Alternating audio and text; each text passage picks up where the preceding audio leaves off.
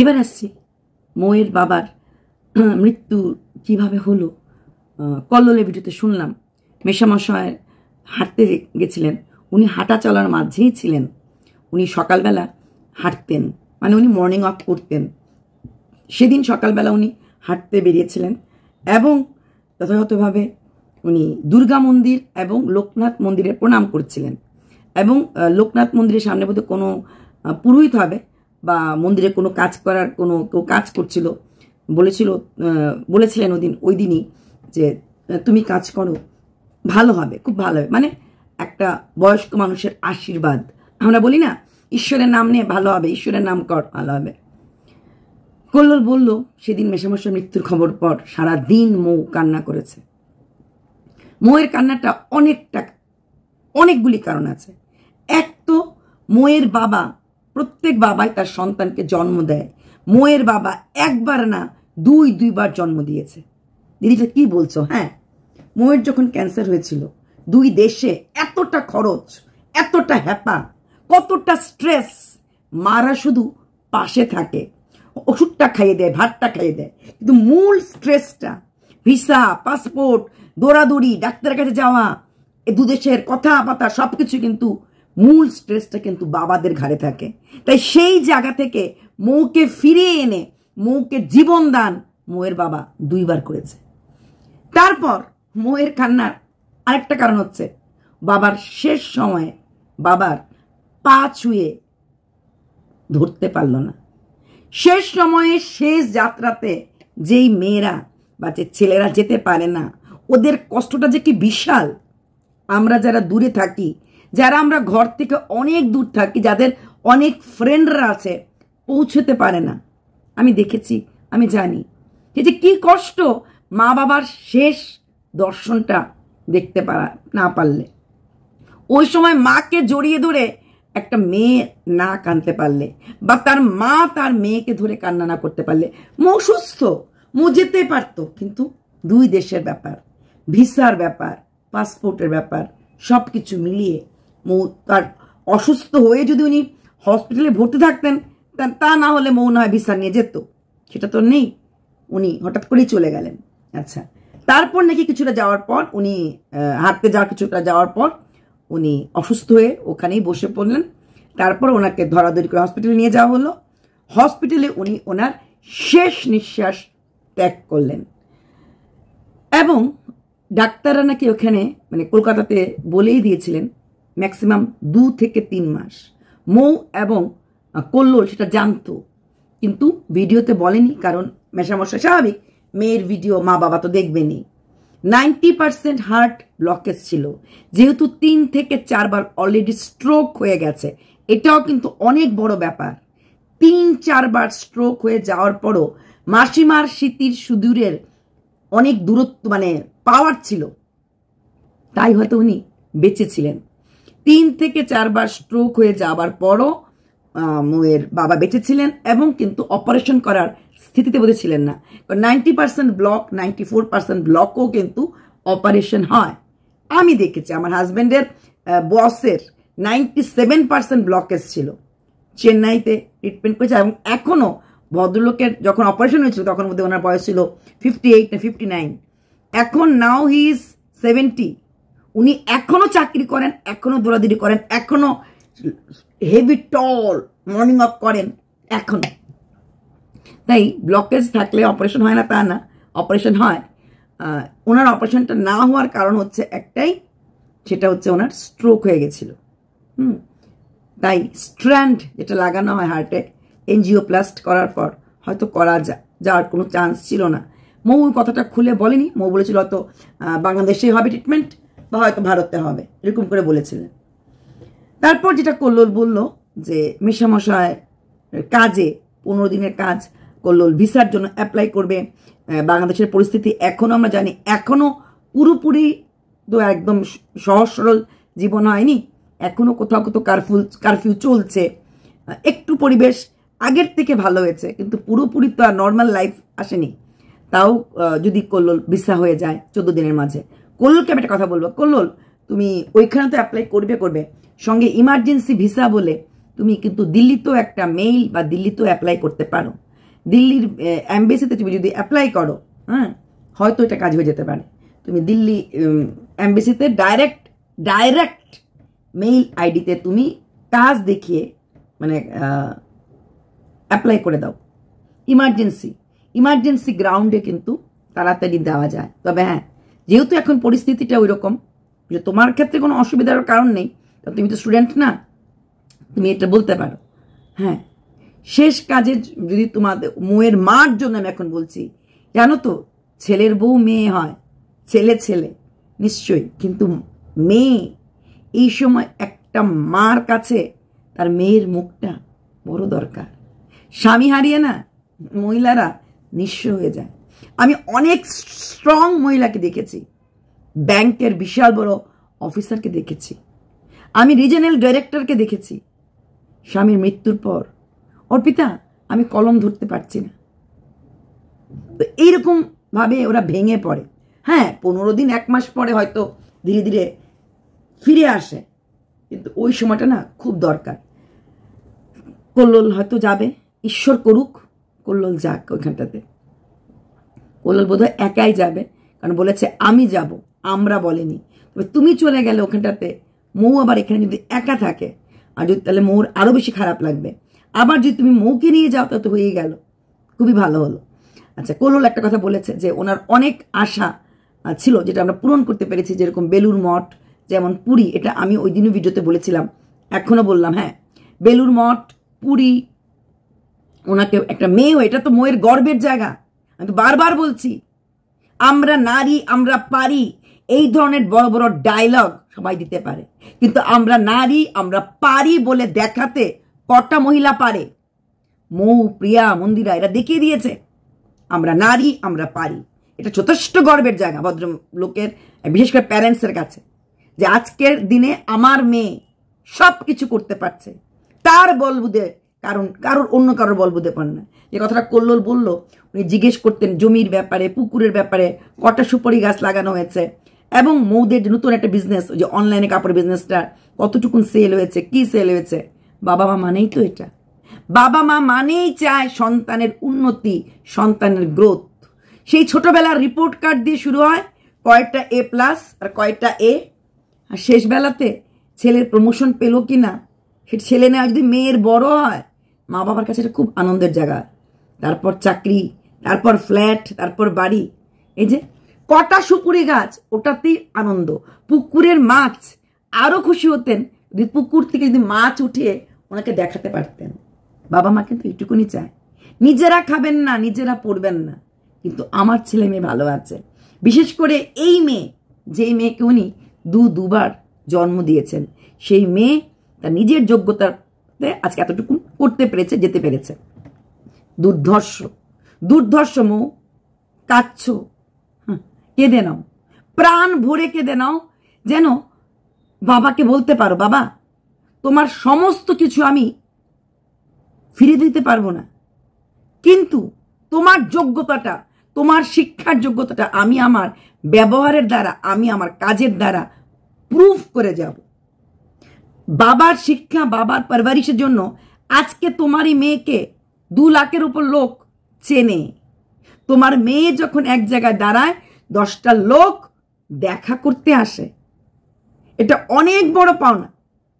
আর্থিক ছাড়াও তোমার মেয়ের পরিচিতি আছে, তোমার মেয়ের দ্বারা পরিচিত হতে লোক চায়। এই কথাগুলি বাবার মা যখন দেখে বা জানে, খুব খুশি হয়। মৌ, একটা কথা আমি বলবো, এটা হচ্ছে কল্লোল বলল মৌয়ের সন্তান দেখার ওনার খুব ইচ্ছে ছিল। সব মা বাবারই থাকে। মৌয়ের দাদার 2টো ছেলে আছে, পাপাই আর ছোটটা। তো সেখানে ভদ্রলোক, এবারে মৌয়ের বাবার 1 মেয়ে 1 ছেলে, দাদার 2 ছেলে, আর মৌর একটা সুন্দর ফুটফুটা বাচ্চা হলে উনি খুশি যেতেন। তবে উনি শুনে গেছেন যে মৌয়ের ডাক্তার বলেছে হ্যাঁ ও মা হতে পারবে। উনি শুনে গেছেন IVF করে বাচ্চার মা বাবা হওয়া যায়। মৌ, কাঁদিস না, তোর বাবাই তোর ঘরে আবার জন্ম নেবে।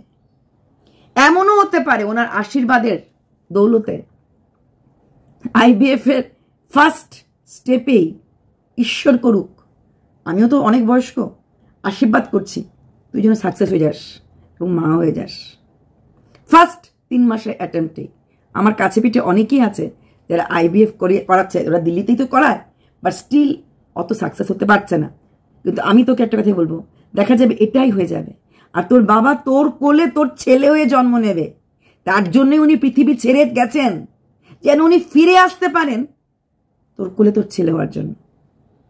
দূরে যেতে পারবেন না উনি, ওনার এই আশাটা রয়ে গেছে। আর সেই আশাটা পূরণ করার রাস্তাটা হবে উনি মৌয়ের কোলে ফিরে আসবেন মৌয়ের ছেলে রূপে। হ্যাঁ, আমি কল্লোলকে একটা কথাই বলবো, যদি তুমি যাও ভিসা নিয়ে যাও, ওখানে সব কিছু থাকো কয়দিন, আসার সময় মৌয়ের মাকে নিয়ে চলে এসো। মৌয়ের মা যদি আসার পর 2-3 মাস তোমাদের সঙ্গে থাকে, তাহলে তোমাদের জন্য অনেকটা উপকার হবে এবং তোমাদেরও ভাল লাগবে, ওনারও ভাল লাগবে যে উনিও তো একটা মানুষকে হারিয়েছে যাকে প্রতিদিন উনি দেখে রাখতেন, যার সঙ্গে উনি থাকতেন। তবে অবাক লাগলো মেশামশাই এটাই বলে, নিজের বাড়ি, নিজের জায়গা, নিজের ঘর, নিজের এলাকা, উনি একা একা মর্নিং ওয়াক করতে পারতেন। এখানে কিন্তু আমরা দেখেছি সবসময় মৌয়ের মা মানে একদম সঙ্গে সঙ্গে থাকেন, ওনাকে একা ছাড়তেন না। যেটা আজকে উনি বললেন যে একা ছাড়তে মানে একা মর্নিং ওয়াক করতে গেছিলেন, তো উনি একা একা হাঁটতে পারতেন। এরিয়াটা নিজের এরিয়া, লোকালয় নিজের, সবাই ওনাকে চেনে, এত বছর ধরে আছেন, প্লাস উনি একজন শিক্ষক, ছাত্রছাত্রী নিশ্চয়ই আছে, আর তাই উনি একাই যেতে পেরেছেন। এটা হয় নিজের এলাকা হলে এই পাওয়ারটা থাকে। অথচ মৌদের ওই গলিটা চলতে গেলেও কিন্তু মৌয়ের বাবা সবসময় মা থাকতে লাগতো, না হলে কল্লোল, না হলে মৌ। উনি একা কোথাও ঘুরতে কখনই দেখা যায়, মানে হাঁটতেও দেখা যায়নি। ওই খাটে বসা মৌয়ের মা বসে আছেন, পানের ওই ডাব্বাটা খুলছেন, খিলিটা বানাচ্ছেন, ওরকমই আমরা দেখেছি সবসময়। সেখানে মেশামশাই হাঁটতে গেছেন একা। আর যেহেতু মৌ আর কল্লোল জানতো, আমার মনে হয় মৌয়ের দাদাও জানতো, কারণ দাদা ডাক্তারের কাছে কথা তো নিশ্চয়ই, দাদার কাছে তো নিশ্চয়ই মৌ লুকায়নি, দাদাকে নিশ্চয়ই বলে দিয়েছেন। এবং মৌয়ের মাও হয়তো বা জানতো, মাকে নাও বলতে পারতো, কারণ মা হয়তো ভেঙে পড়তে পারে, জানি না বা মাকে বলেছিল কিনা। দাদা বা বৌদি জানার কথা। ডাক্তার নাকি 3 মাস বলেছিল, কল্লোল বলেছে তার 4 মাস না, উনি জানুয়ারি মাসের 19 তারিখ গেছে, উনি মারা গেছেন জুলাই মাসে, মানে 2-3 মাস ডাক্তার বলেছে, তারপরে উনি 7 মাস রয়ে গেছে। এবং উনি ওই সময়ই গেছেন যখন কিনা একদম মৌ মোটামুটি সেটেল হয়ে IVF ট্রিটমেন্ট করতে যাচ্ছে, মোটামুটি কলকাতার ফ্ল্যাট ভাড়া হয়ে গেছে, এখন মৌ IVF এর দিকে একদম তল্পি তালপা নিয়ে যাচ্ছে, পারফেক্ট টাইমে গেছে যেন উনি ফিরে আসতে পারেন। মৌ একদম ভাববে না, আসবেন উনি ফিরে, তোমার ঘরেই আসবেন। তোমাকে উনি জন্ম দিয়েছিলেন 2 বার, এবার তুমি তোমার বাবাকে জন্ম দেবে, হ্যাঁ। কল্লোল বললো 4 দিনের কাজ, হ্যাঁ মেয়েদের 4 দিনের কাজ থাকে, এবং 4 দিনের কাজ না হওয়া পর্যন্ত মেয়েরা বাপের বাড়িতে যেতে পারে না। ওই 4 দিনের কাজ দিয়ে কি আর বাবা মার দান দেওয়া যায় কি? কল্লোল একটা সুন্দর কথা বলেছে, আমিও বাবা হারিয়েছি, বাবা হারানোর কি কষ্ট, কি যন্ত্রণা সেটা কল্লোল তো অনেক বেশি বুঝেছে। ও শুধু বাবা হারায়নি, বাবাকে রাখার জন্য যে মানে বেঁচে রাখার জন্য যেই ওদের ফাইট, যে স্ট্রাগলটা করতে লেগেছে, এবং প্রচুর আর্থিক অনটনের মাঝে যেতে লেগেছে শুধুমাত্র বাবাকে বাঁচিয়ে রাখার জন্য। ওই ফাইটটাও কিন্তু অনেক বড় ফাইট, যে একটা বাবাকে বাঁচানোর জন্য কতটা সংগ্রাম, বাবা চলে যাওয়ার পরও সেই সংগ্রামটা কিন্তু কল্লোলকে করতে লেগেছিল। একটা ক্যান্সার পেশেন্টের জন্য কতটা করতে লাগে এবং কতটা খরচ হয় এবং কতটা সে করতে লাগে, এটা কিন্তু কল্লোল করে দিয়েছে বাবার জন্য, নিজের বাবার জন্য। এবং কল্লোল সেই জিনিসটা তার শ্বশুর বাবার জন্যও করে দিয়েছে। শ্বশুর বাবারও সেই ক্যান্সারের পেশেন্ট একজন মেয়েকে জেনে শুনে বিয়ে করা, হাতটা ধরা, অনেক বড় মন। দুনিয়া সবাই সব্যসাচী করে। আমি সবসময় বলেছি, যখন সব্যসাচী ঐন্দ্রিলার হাতটা ধরেছিল তখন ঐন্দ্রিলা একজন সেলিব্রিটি ছিল, তখন ঐন্দ্রিলা একজন নাম করা আর্টিস্ট ছিলেন। সেখানে মৌয়ের কাছে কিছুই ছিল না, না তো মৌ তখন ইউটিউবার ছিল, না তো মৌ লাখ লাখ টাকা রোজগার করা ছিল, কিছুই ছিল না। কল্লোলের কাছেও কিছুই ছিল না, ঋণে জর্জরিত একটা পরিবার, ঘর নাই, বাড়ি নাই, কাজ নাই।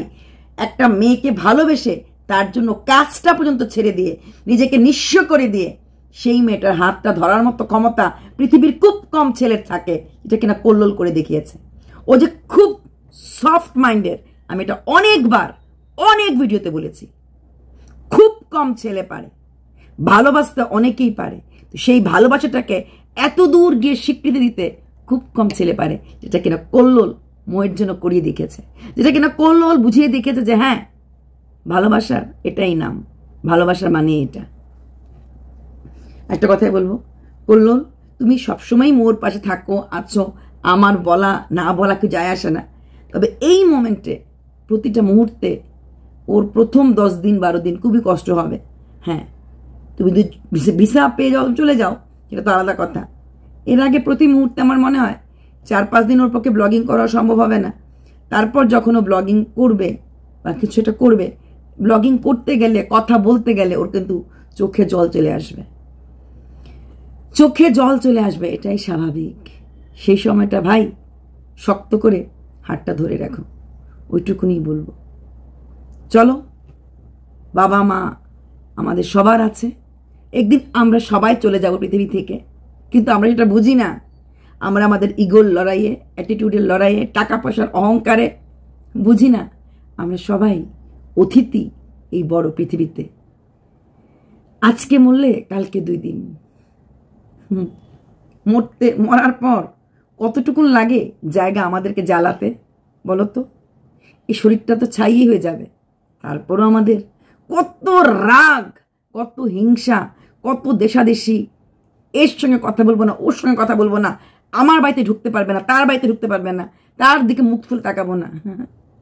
অথচ মরলে পরে না, একটা কলসির মধ্যে আমাদের শরীরের এটাকে অস্থি বলে ওই ছাইটাকে রেখে দেওয়া হয়, আর ঠিক 1 দিন বা 2 দিন পরে ওই ছাইটাকেও কিন্তু যাদের বাড়ির কাছে গঙ্গা আছে, গঙ্গাতে ভাসিয়ে দেওয়া হয়। তারপরও আমাদের অহংকার থাকে, শাড়ি কাপড় গয়না বাড়ি গাড়ি সব কিছু নিয়ে। ভুলে যাই আমাদের দেহটা তো ছাই হয়ে যাবে, ভুলে যাই 2 দিন পরেই তো আমাদেরকে নদীর জলে ভাসিয়ে দেবে। যে নদীর জলে দেহটা ভেসে যাবে, কি নদীর জলে কিন্তু আমরা আমাদের রাগ, আমাদের অভিমান, আমাদের জেদ, আমাদের অহংকার, আমাদের হিংসামি, আমাদের নোংরামি ভাসিয়ে দিতে পারি না, পারি না। মৃত্যুর আগের দিন পর্যন্ত লড়ে যাই টাকার অহংকারে, মৃত্যুর আগের দিন পর্যন্ত লড়ে যাই হিংসা, জেদ, বলবো দেবর। শত কিছু বুঝেও আমরা অবুঝ হয়ে থাকি, তাই না? এই তো মোয়ের বাবা চলে গেল, হয়তো মোয়ের বাবার সাথেও কারোর কখনো হয়তো বা সেরকম কিছু হয়েছিল, হয়তো উনিও অনেক স্ট্রাগল করেছেন জীবনে, কিন্তু যেতে আমাদের সবাই কি হবে, আজকে ওনার কালকে আমার, কিন্তু আমরা বুঝি না, বুঝতে চাই না, কারণ আমরা নিজেদেরকে বেস্ট মনে করি, অন্যের ভুল ধরি, নিজের ভুল কখনই আমরা করি না, তাই না? চলো, বাই।